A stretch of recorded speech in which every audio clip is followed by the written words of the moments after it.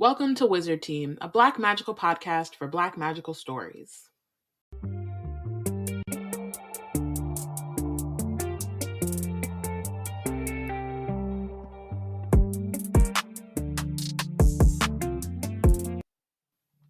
Hi everyone, it's Bayana and Robyn embarking on a journey through the many fantasy stories written by and about Black people. Today we are really excited to be joined by Rachel Howzell Hall, author of The Last One. Hi Rachel. Hi, thank you for inviting me on. I'm so excited to talk to y'all. Thanks so much for joining us. Yeah. So just to kick it off, can you briefly tell the audience what The Last One is about? Yes, the last one is about a woman who wakes up in a forest outside of this grimy little town called Mayford, and she doesn't remember who she is, why she's there, how she got there. But when she wakes up, she soon finds out that she's supposed to somehow save the realm from itself. But in order for her to do that, she has to figure out some basic things like her name. And so it's a story. I always say my stories tend to be about women who are like Tippi Hedren in The Birds. They go into this space and like things just kind of just jack up and they kind of incite this weird vibe throughout the community. And that's who Kai is, the heroine of the Last One. She, they don't like her coming into their grimy little town, and yet, you know, she knows that she will have to help these people eventually. And that sounds familiar. Like most women, most Black women who, you know, wake up and told they're not, you know, wanted, but please save us. So yeah, it's very closely tied into who we are as women, who we are as you know, strong people, and it is my first romantasy. Yeah.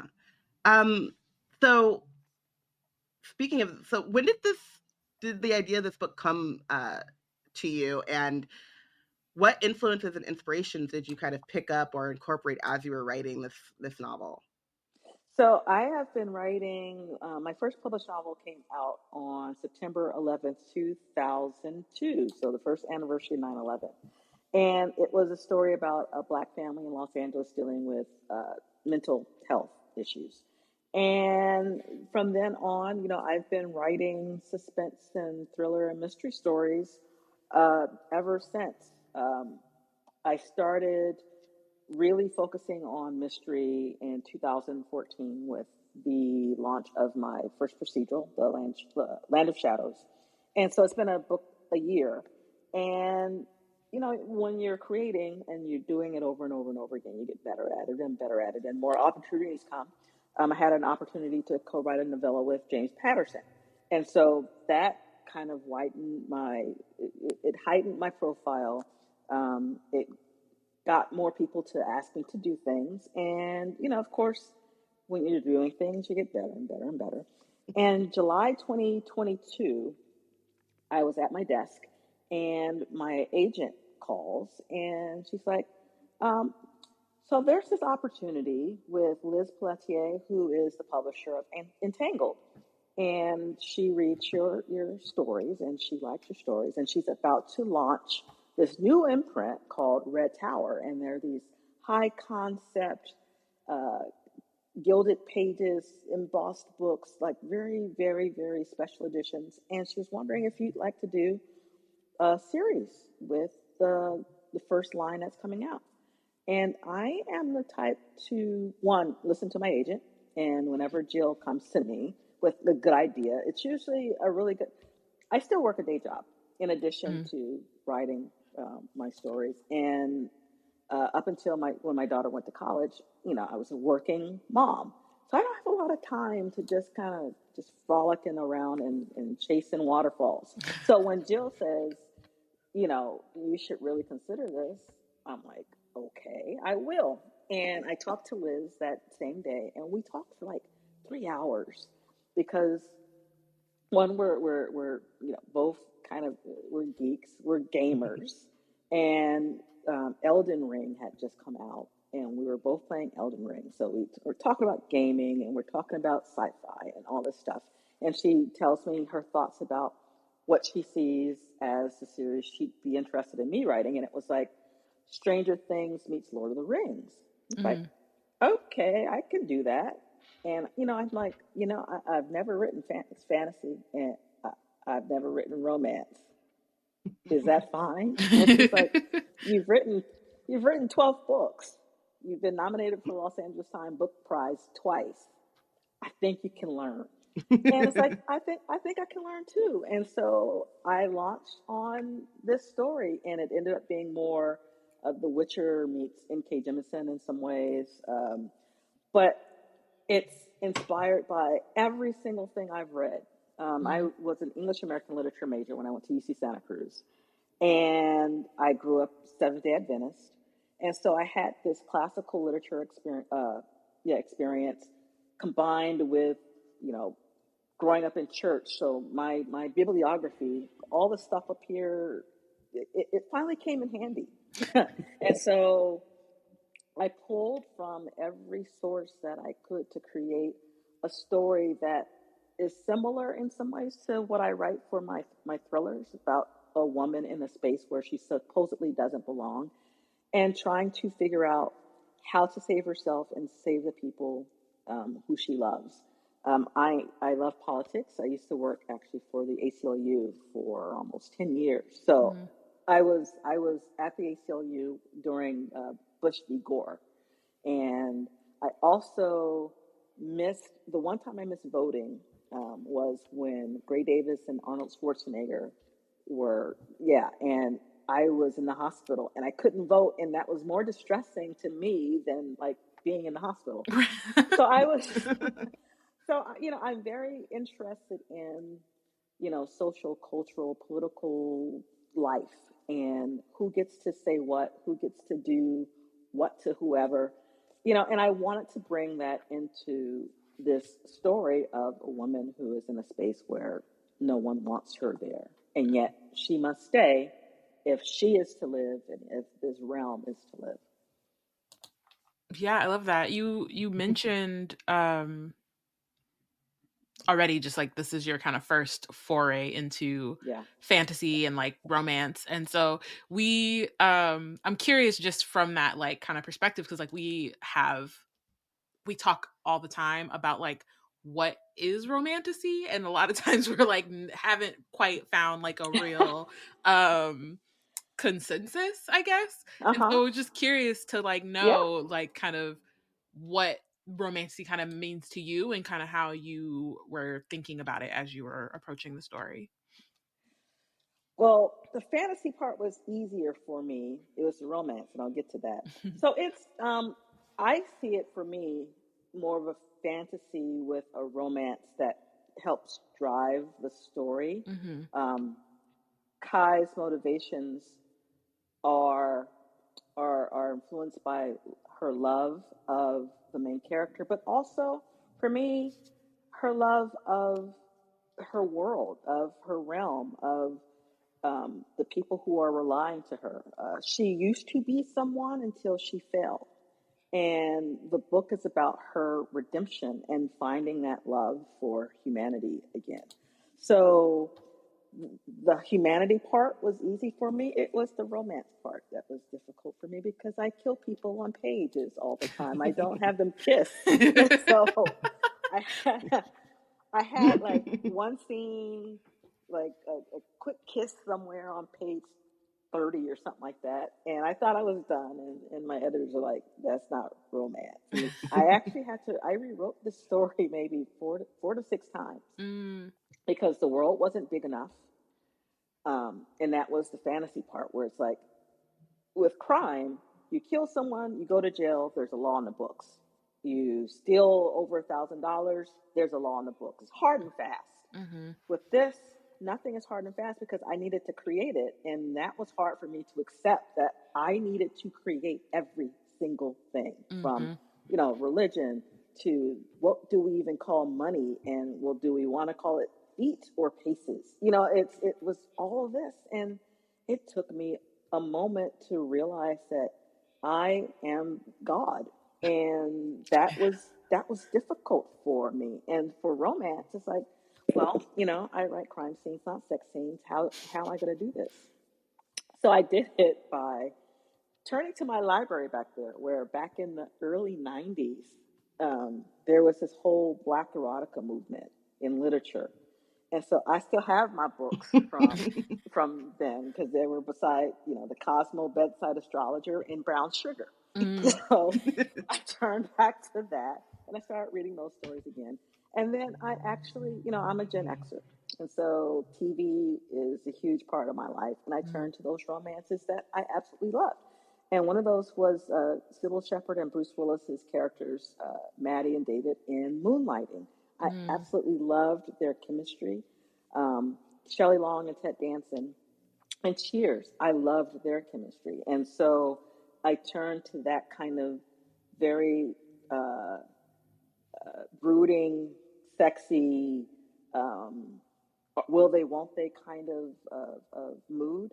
I also I've been married also for 28 years. And while, we are far from the heat of, early romance, I looked back at, why we're still together. And it's like this friendship. So I wanted, a friendship, even if it's sometimes antagonistic between Kai and Jaden, so that people can say, okay, this feels mature. This feels like it could actually be somehow. And love is not an easy thing for many reasons. And so I, again, as writers do, pulled from all parts of my life to create my brand of romantasy. And of course, because I am a mystery crime writer, I wanted it to move. I wanted it to, pages flipping and everything. So I wanted there to be a plot. I wanted there to be red herrings and reveals and portrayals, all the stuff that I include in my suspense novels. And while, this is not probably the typical romantasy, I would say a lot of my mysteries aren't the typical mysteries either. These are very personal stories for me, and it's, I've been writing for a very long time now, and this is my voice, and this is how I like doing it. You talk about, your experience writing mysteries and thrillers. Are there any tools that you took from writing in that genre that you were able to translate into crafting this book? Yes. Oh, definitely. It was the world building. It's like, how much world do I give readers? And that was difficult for me because I went from not giving them enough and having to go back and rewrite. And then it got really big. It went from when I turned it in thinking that I was done, it was 120,000 words, which was fine for me because my mysteries tend to be like 105. So it's like, okay. And my editors are like, that's not 120,000. That is not enough. We need like 150. I'm like, oh, okay. And so I built that world. It ended up at 200,000 words. Ooh. And they're like, okay, now that's too much. So learning how to share but not overshare, because I didn't want blocks of text. My day job is writing. I'm a fundraising writer at a medical center. And my job is to take very complex ideas and make them easy to understand so that donors can fund them. I don't want people who don't have a lot of time but a lot of money to be like trying to parse a thick ass paragraph when all they want to know is this drug is going to target the cancer, stop it or slow it down. This is how you can help. And so I took that and my love of, suspense, turning the pages, to figure out how much world I should give readers for that. And that is something that, it's a craft that you hone. And, as I'm writing the second in the series now, and I've improved from the first, that kind of balance and reading it aloud. And reading aloud is one way to figure out how much, because if you get bored reading it aloud, then your reader is going to get bored. So that's when I start cutting. I listen to myself, and if I say to myself, oh, I just want to get to the good part, it should all be good part. Mm-hmm. And so that's when I slow down and look at what I'm reading and just start kind of chopping, leaving enough that it's more than 3 sentences, but not a block. Because I know my eyes glaze over when I see big blocks of, and, reading some fantasy as I'm, because I had read some fantasy, but more as, as just a reader. Mm-hmm. I'm just reading it. I'm not really thinking, but I'm just reading it. And going back and reading things forensically, it's like, ooh, this is a lot. And I don't want to just waste words and just bore people. And so, yeah, I looked at what had been done, what I liked seeing as a reader, what I like seeing as someone who writes for her day job. I write several $1 million proposals, and I know what works and what doesn't work by now. And so I take all that into my desk back there, and yeah, that is the biggest thing I've learned and that I've brought from my mystery writing and my day job writing. Awesome. Yeah, I definitely resonate with the reading out loud part. It's so like nerve-wracking to do, and but you definitely get out of it what you need to. Yeah, and it's like music, right? That's how you actually hone your voice, because it's like, am I, one of those musicians in a way that goes on and on without breath, or is it more like scat, or what is it? And that's how you figure out how you want to sound, what sounds good to you. Mm-hmm. And I also read to my husband, so if he picks up his game controller or his phone, I know that I have a problem, because why aren't you listening anymore? So he is a great canary in the coal mine for me. Nice. I love that. I'm kind of that for Bayana, but not really, because I will constantly be like, I'm listening. Really? Or just I am. Oh, that wasn't a yawn. No. It's not even that. It's just my ADHD of like, I sent you that thing, and I haven't checked my email in 2 months, girl. I don't know. Sorry. So we've already kind of talked. You mentioned sort of like having to kind of build out this world, and it's really vast. There's a lot of different like magical beings and creatures, and like different kinds of like settings that get introduced as the story goes on. Did you have any kind of like particular like inspirations or any like mythologies that you pulled from, or were you just kind of more like trying to build out and like create them yourself, or a mix of the I two? took from everything. Again, I'm like throwing from African mythology to Mesopotamian, Egyptology, Greek, Roman, everything that I've ever learned went in this book.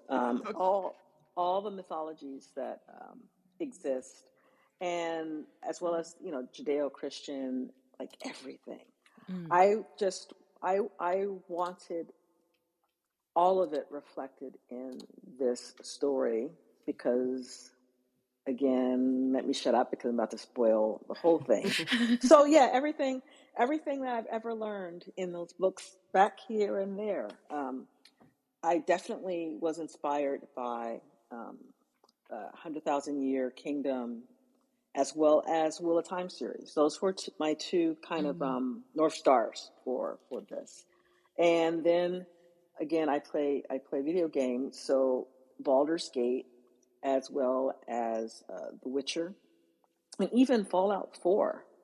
That kind of wandering and powering up and becoming stronger and stronger. Definitely went into the systems that I created. I wanted.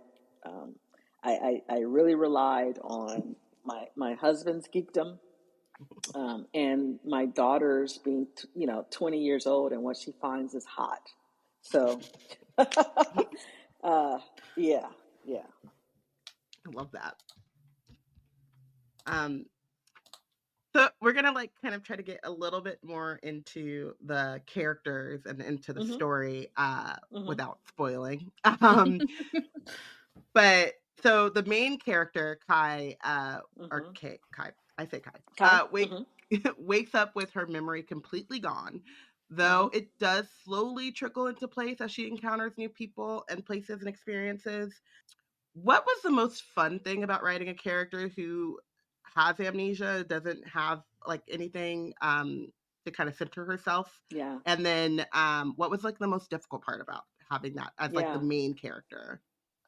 As I was starting this story, my husband and I were going through some health challenges with both sets of our parents. His mother was suffering from dementia, and then my father, same, suffering from dementia. And so we were all dealing with memory and the stories that they would remember. And for, I think, the last 5 years, my mother-in-law would call my husband by a totally different name. And it was just wild to me. When my father was passing last year, he had been, troubled by dementia. But when he saw me, when he went to the hospital for one of the last times, he'd been in and out of remembering things and not. And the first thing he says to me when I stand at his bedside was, "You're going to write a story about me, aren't you?" Because he may have forgotten all this other stuff, but he remembered that his oldest daughter was a writer, and that I pulled from family stuff to create my stories. So memory had been on my mind at the start of the story, and I had read a story also about how folks with Alzheimer's disease, they'd forget everything else, but they would remember the language. If they didn't speak English initially, they'd remember the language of their childhood, or they'd remember that they were, they'd hear a song and they remembered if she was a ballerina, the dancing, all the, how her arms would move. And I find that fascinating. So I wanted to play with this idea of not remembering things like your name and why you're in a room, but somehow still being who you are. And who is that? Is that what soul is? And so I wanted to play with that. And that was my jumping start. And not only to not remember who you are, but going into a space where people are trying to tell you who they think you are. So that kind of was the big launch point for me. And that was fun for me to have this very tall, very different looking stranger enter this town where folks are dying and don't look like her. And she doesn't remember who she is, but yet she knows that she doesn't belong here, and they know that she doesn't belong here. So what are we going to do now? So that was fun. Her figuring out, I may not remember much, but I know I'm not that. I know I'm not simple. I know I'm not evil or all the stuff that they're telling me that I am. And I find that fascinating because that happens to us all the time. Where we'll walk into a store or into an office building, into a meeting, and people think they know who you are. And sometimes you don't even know who you are. In one of my older stories, and now she's gone, it's a story about a private investigator who goes on her very first interview with her newest client. And I make her wear white linen to this first day of work. And if you've ever worn linen, first of all, that's problematic. White linen, that's really problematic because you don't realize it looks great until you stand up. And then you're all wrinkled. And so she's all wrinkled, and so she's self-conscious about that. Then what happens when you're wearing white? So you spill something. So she spills just a little bit of coffee, just enough for her to see.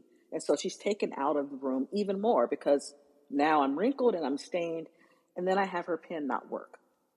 We've all experienced those moments where you are not your best self because of stupid things, stupid decisions like wearing white linen on a day where you're going into a space new, brand new. And so I wanted to do that again with Kai, where she's going into this space and this realm almost brand new because she doesn't know who she is. That was fun to me.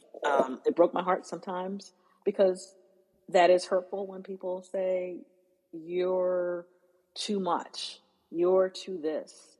And I've experienced that. I'm sure you've experienced that. I know a lot of readers will know what it means to be in a place and they're like, yeah, you don't fit here. And yeah, so that was fun. It was hard because I didn't want to make it necessarily about race. So I had to make the towns, everybody in the town, horrible, and make it so that she stands out not because of her skin, but her hair's really big. She's really tall. Her eyes do this weird thing when she's angry, because sometimes it's more than just this. Sometimes it's more than just people are assholes, and if there's something that can make them feel better than you, they will all group together, as we just, we have seen from the election year. They all group together to make you feel like you don't belong. And it could, the saying, all skin folk ain't kinfolk. Mm-hmm. And I wanted that in this story, where it's not just about how brown her skin is, but what that actually means, her to be so tall and to be so strong. How are you beating up men? What kind of devil are you? Or what kind of weird race, because it is a fantasy, what kind of weird race are you? And that was hard because it's so easy to just make it, oh, you're brown, so we're going to hate you. So yeah, that was I think the other than creating a whole world and having them kiss more than once, that was the hard part.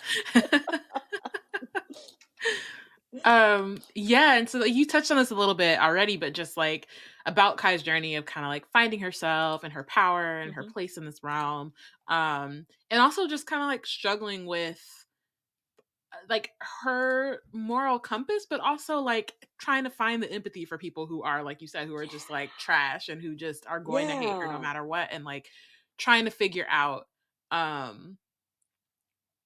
who she is and how she responds to that. So you kind of touched a little bit, but were there any other specific themes or kind of ideas you wanted to touch on as she kind of moves through, especially because she like meets so many different people as she like kind of goes on? In my mysteries, I make it is my purpose in life to always think that you are someone's villain in their story. You may think yourself as this wonderful person, so generous and kind, and there's someone who hates you. And so, I wanted to create characters in this story that have a point. There's a reason I may hate you. You just turned over my stall on market day. Why can't I hate you? Why can't I resent you? When she's just trying to get something, Kai is just trying to get something that belongs to her. So I wanted it so that everybody's kind of a villain in each other's story. And although I do have a viewpoint, which is, sometimes organized religion and politics can be very dangerous. I wanted it so that she got to question that, and she got to say aloud that some ideas are just ridiculous. That was fun for me, but it was also, one of my favorite scenes is where she and Jaden are sitting on opposite ends of a log at nighttime, and they're having this conversation about belonging and love and finding it and not remembering if you've ever had it. And that was a sad conversation for me, because in some ways we've all had that conversation, either with a lover or a sibling or a parent, about not fitting in, and having a hole in your heart and hoping that there's someone somewhere that loves you. And so, this for me is part of the romance of pining for that kind of love, of friendship kind of love, of familial love, of accepting it if it's offered and rejecting it if it's not good enough. So again, every idea that I've ever had, and it's weird because I've told so many stories over my career, but I think this genre allowed me to tell all of the stories that I've ever wanted to tell in one book. Whereas with a crime story, it's kind of really focused. And while this is focused, it's all connected. Love affects,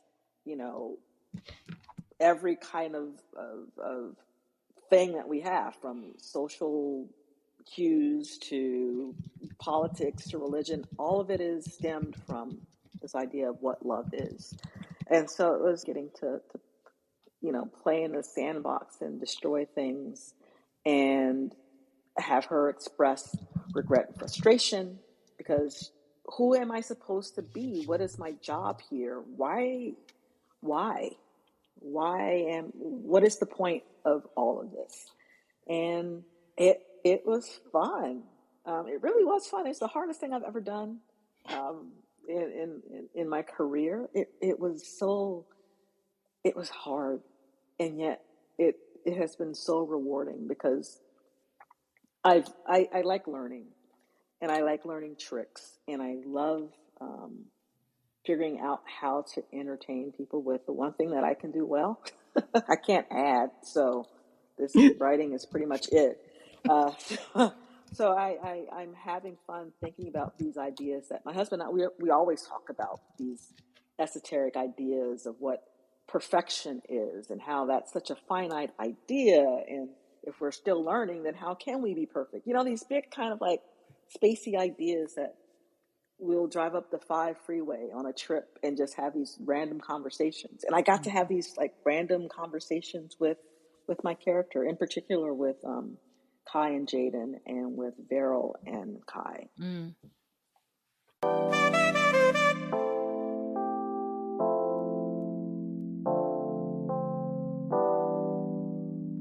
Here on Wizard Team, it's no surprise that we love books. We also love supporting the independent bookstores. With our bookshop affiliate link, you can not only get all the books on your TBR, but you can support indie bookstores and B&C at the same time. And if you're not sure what you want, that ain't no problem. Check out our The Plot Thickens list full of recommendations from none other than Porshèa herself. Head to www.bookshop.org/shop/BlackNerdsCreate to treat your shelves. Treat your shelves! Oh, that's nice. That's clever. Oh my goodness. That's clever. Oh, it's such a clutch off-season pickup, Dave. I was worried we'd bring back the same team. I meant those blackout motorized shades. Blinds.com made it crazy affordable to replace our old blinds. Hard to install? No, it's easy. I installed these and then got some for my mom. She talked to a design consultant for free and scheduled a professional measure and install. Hall of Fame son. They're the #1 online retailer of custom window coverings in the world. Blinds.com is the GOAT. Shop Blinds.com right now and get up to 45% off select styles, plus a professional measure. Rules and restrictions may apply.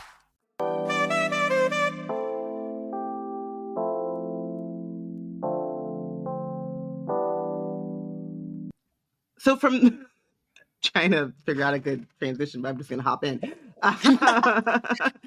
From the beginning of the story and how Kai is introduced to not just the reader, but to the realm, it's difficult to know who to trust. And how important was it as you were writing Kai to feel, or as you're writing the story, how important was it for Kai to feel alienated while still trying to build these relationships with with these characters? Right. It was very important, and I wanted it. Again, I'm thinking about real life and how we are, like right now, especially Black women, we've been like the mules of the world all this time for people that we don't even know, and yet we feel some responsibility.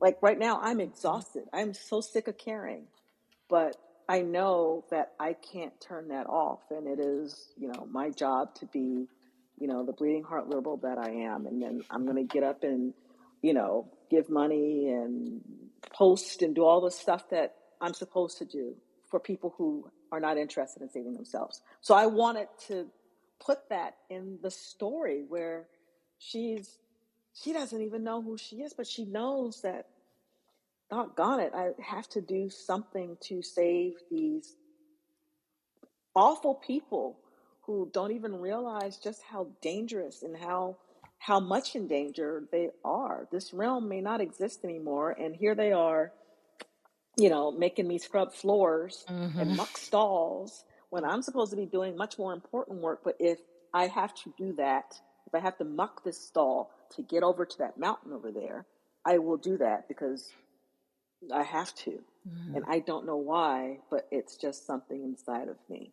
And so I turned, to real life and to real women who have this duty, despite, being called names and being called trash and being called all these awful things, that I'm going to try and swallow that and not necessarily ignore it, but swat it away like some of the Kershey flies that curse, Kai, to get to my goal.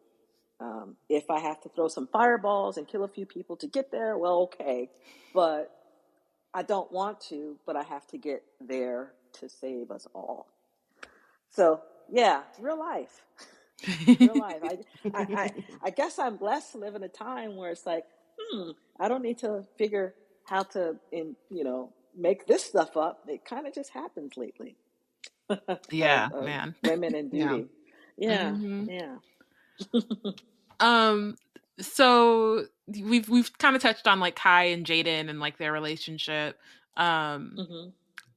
I'm curious, I know you were saying like the romance was kind of the hardest part for you to write, but what was like kind of your favorite part? What were you like really excited to write about their relationship?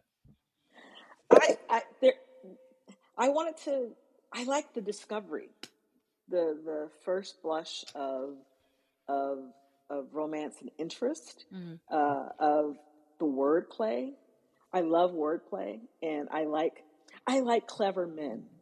I remember when I was younger and way more fly, my younger sister and I, we were cute. We'd go around Los Angeles. She went to San Diego State. So I'd drive down to San Diego State and we'd go to parties and all this. And there were some hot firemen or whatever. And we'd talk to them. And some were just as dumb as bricks. And it was the biggest turnoff for me. It's like, oh my God, you should have just kept your mouth shut. Because for me, I like men who can banter and, throw back the flirt and, do this kind of wordplay, foreplay thing. And so that was fun for me. That turns me on. That got me excited about him because he was that guy who picked up the double entendre and who could like slam it back at her and shut her mouth sometime. And that was fun. And then, their scenes together, like tapping a new part of my brain to create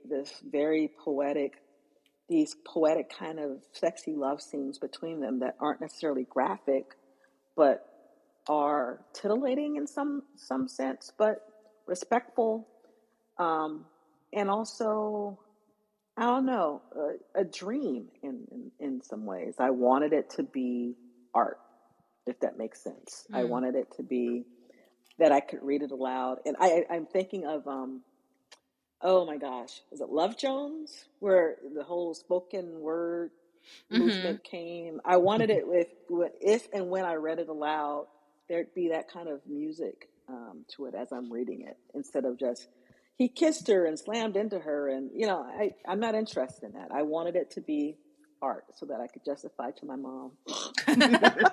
Yes, there's sensuality, but I wrote it in a very artful way.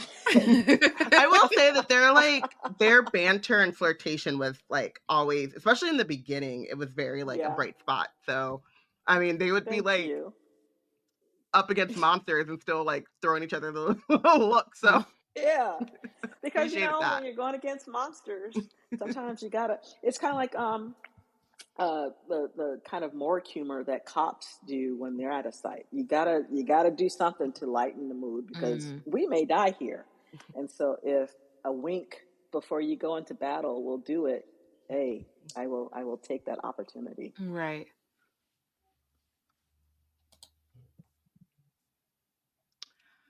So, what can we expect from you next, if you can let us know?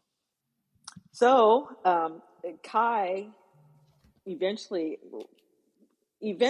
some things come into light, and she starts to understand more her mission and her goal, and it's worse than what she thought. And so I am working on that right now, and I believe that should be out in August. Oh, wow. Yeah, Wow. August. That's a quick turnaround. Tell me about it. Oh my gosh. But this is where, writing 12 books before and then having a day job that requires writing, this is where the writing muscle comes in. I am a dedicated outliner. I am like a control freak, and I use Save the Cat, index cards, Post-it notes, all of it. And it's all like, I write and edit a chapter a day. And, my first drafts are longhand because I'm old. And then I type it in, and then I actually created like this template that I write down what the goal is, what 3 things need to happen, all the stuff I've created that will help me get this book to my publisher deadline in January. Oh, so man. There's that, and I am launching a new procedural series, a mystery, which comes out the first one comes out May 15th, I think, and it's called Fog and Fury, and it's about a former LAPD homicide detective who relocates to Haven, which is kind of like Mendocino Coast, and her first case as a private investigator is to find a missing golden doodle. But like all my stories, there's like murder and crazy, and she is the Tippi Hedren of the dog is okay though, right? Like no one kills the animal. Oh no! No, I wouldn't do that. I can't do that. No. Only John Wick can get away with killing a dog. You see while I go cuddle my puppy. No, and I don't think that's a spoiler to say that the dog dies. He does not die. Okay. But he is stolen. The dog has been stolen. I will say this though. I will say that the reason someone got me to watch the first John Wick was like, they go, I'm going to be honest, Robyn, the dog dies, but the response to the death is very, and I was like, okay. And then I was like, yeah, I would be John Wick too. Let's, That's why it works, because it's like, okay, you don't do that, but okay. Right. So kill them all. It's changed my perspective from like, you cannot hurt the pet to, if you hurt the pet, make the payoff worth it. Right. Ooh, and it's been paying off for the last 4 movies. I was going to say, there's a lot of movies from that. Listen, I go scorch earth too. And it was a puppy. I'm sorry. Spoilers for John Wick from like 10 years ago. Yeah. Right. But like, it's a puppy given to him by his wife, who is also dead. Right. So yeah. All bets are off. They talk about a way to set up the carnage. Right? I was like, no, that's the most believable thing I ever seen in my life. So yes, that's what's next for me after the last one is out. Nice. Wow. Well, thank you so much for joining us. Can you let our audience know where we can find you and your work?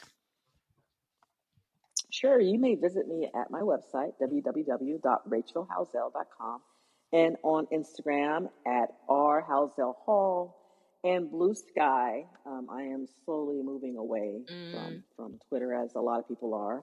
And my Blue Sky is something very long, but rhowzell at Blue Sky somewhere. So, yes. Awesome. All my events and everything are on my website. Awesome. Well, Thank you so much. And thank you for listening. Wizard Team will be on hiatus for the rest of the year, but we'll be back in 2025 with some more good reads. Wizard Team is part of the Black Nerds Create Collective. If you want to keep up with our content, you can check out our website at blacknerdscreate.com and follow us on Instagram and Tumblr at Wizard Team Pod and at Black Nerds Create.